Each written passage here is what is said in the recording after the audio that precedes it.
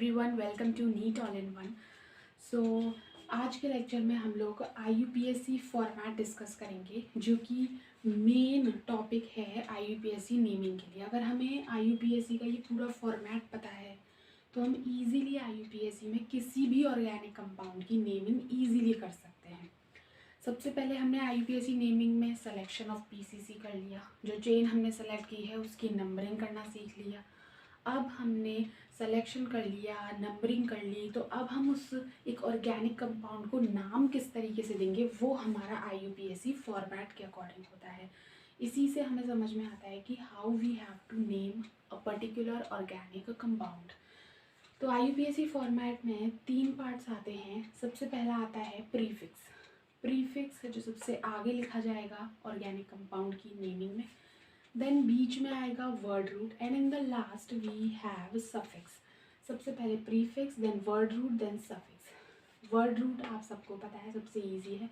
अगर 1 कार्बन है तो मीथ, 2 कार्बन है तो ईथ, उसी तरीके से प्रॉप, ब्यूट, पेंट, उसी तरीके से पूरी लिस्ट है।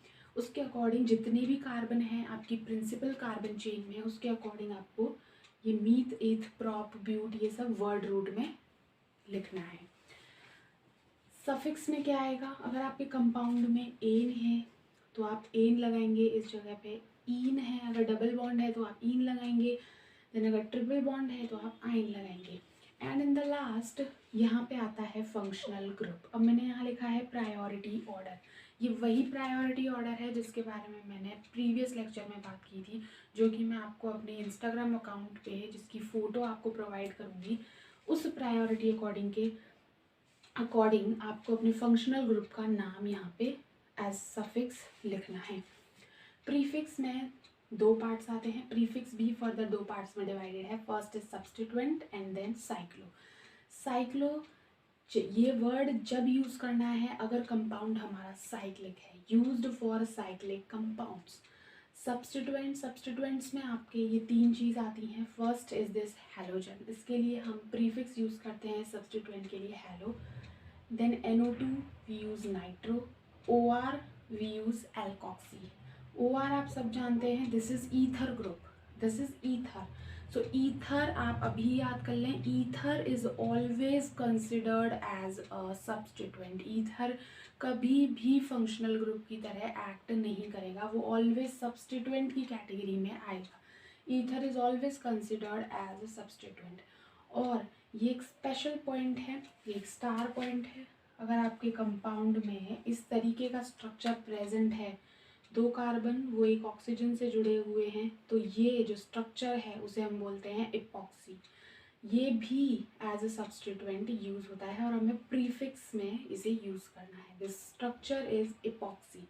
इस स्ट्रक्चर को बोलते हैं इपॉक्सी। अब हमारे पास IUPAC फॉर्मेट के बाद कुछ इम्पॉर्टेंट पॉइंट्स आते हैं। जैसे फर्स्ट पॉइंट हमारे पास आता है 2 digit are separated by comma and 1 digit and 1 alphabet is separated by hyphen. अगर इस नंबरिंग में आप किसी भी चीज़ की पोजीशन लिख रहे हैं, जैसे आपका डबल बॉन्ड इन जो है वो अगर सेकंड पोजीशन पे है, तो आपको जो 2 डिजिट हैं या 2 अल्फ़ाबेट्स हैं तो उनके बीच में आपको कॉमा यूज़ करना है। जैसे कि 2,3 इन, मतलब 2,5 2,5 इन।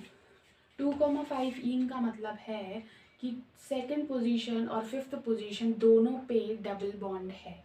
जब हम 2 नंबर्स को एक साथ लिखते हैं तो उसके बीच में हम कॉमा यूज़ करेंगे। और जब हम किसी भी नंबर और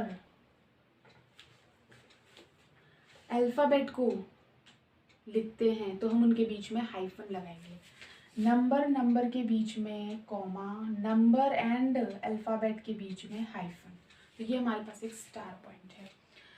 सेकंड पॉइंट इसमें आता है, if same type of 2 multiple bond is present then we use word root alka. अगर if same type of 2 multiple bond present then we use word root alka. Then हम word root में एल्का use करेंगे. जैसे कि अगर same type of two multiple bond हैं, जैसे कि अगर दो डबल बॉन्ड प्रेजेंट हैं तो हम वर्ड रूट में एल्का यूज करेंगे. जैसे आप अगर ये स्ट्रक्चर देखेंगे 1 2 3 4, ये 4 कार्बन की चेन है जिसमें कि आपको इस पोजीशन और इस पोजीशन पर डबल बॉन्ड मिलता है. Same type of double bond है, डबल बॉन्ड है. Same type of multiple bond है, 2 है. तो इसका नाम क्या हो जाएगा? इसमें प्रीफिक्स में कुछ भी हमारे पास नहीं है, ना ये साइक्लिक कंपाउंड है, ना इसमें कोई सब्स्टिट्यूएंट है. ये सीधे सीधे 4 कार्बन की चेन है. 1 2 3 4 4 कार्बन की चेन है. तो वर्ड रूट इसमें ब्यूट आ जाएगा. ब्यूट. अगर दो type of multiple same type of multiple bond present है तो हमें वर्ड रूट एल्का करना है, तो ये हो जाएगा ब्यूटा. अब पोजीशन हमें लिखनी है. अब सफिक्स में आ गए हैं तो पोजीशन क्या क्या है? 1 and 3. ब्यूट 1 3 इन. इन लिख सकते हैं या डाईइन भी लिख सकते हैं. डाईइन ज़्यादा बेटर रहेगा क्योंकि वो ज़्यादा इंफॉर्मेटिव लग रहा है. तो इसका नाम हो जाएगा इस कंपाउंड का ब्यूटा 1,3 डाईइन. बहुत ही सिंपल होता है IUPAC naming. So that was all about IUPAC format. अगर आपको ये फॉर्मेट पूरा याद है तो आप किसी भी ऑर्गेनिक कंपाउंड की आईयूपीएसी नेमिंग बहुत ही इजीली कर सकते हैं. IUPAC is very important. हर साल एक क्वेश्चन आता है आईयूपीएसी से नीट और जेईई मेंस में.